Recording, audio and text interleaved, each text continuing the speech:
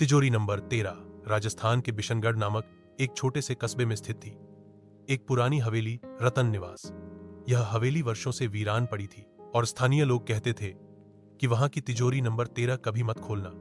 लेकिन सच्चाई क्या थी, यह किसी को नहीं पता था। राजवीर सिंह, एक इतिहासकार, शहर से बिशनगढ़ आया। उसका मकसद था रतन निवास की पुरानी किताबें और खजाना खोजना।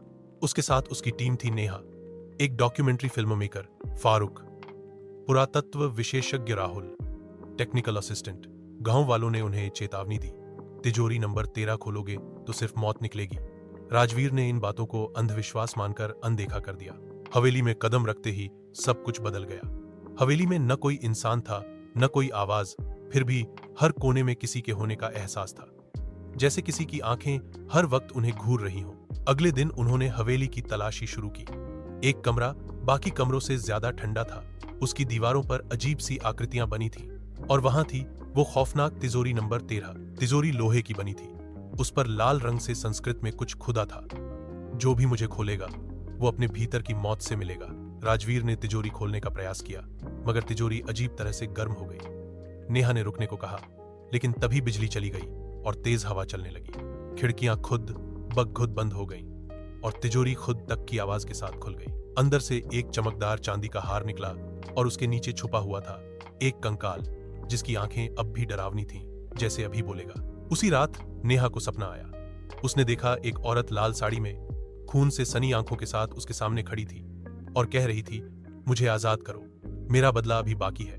अगले दिन से सब कुछ उल्टा होने लगा। फारूक को नींद में चलते देखा गया। वह बड़बड़ाता रहता, वो आ गई। खून, उसकी आंखें काली पड़ गई थीं। राजवीर को कुछ दस्तावेज मिले जो हवेली के जमींदार रघुनाथ सिंह से जुड़े थे।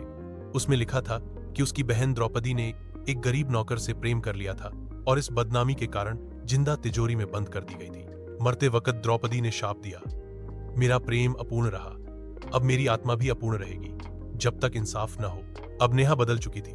उसकी आंखें सफेद हो जाती और वह खुद को द्रौपदी कहने लगी। एक रात उसने राजवीर का गला दबा दिया और जब छोड़ा तो बोली, उसने मुझे तिजोरी में जिंदा गाड़ा था, अब सबको मरना होगा। राजवीर को समझ आ गया, हार वही माध्यम था जिससे आत्मा नेहा के शरीर में प्रवेश कर गई थी।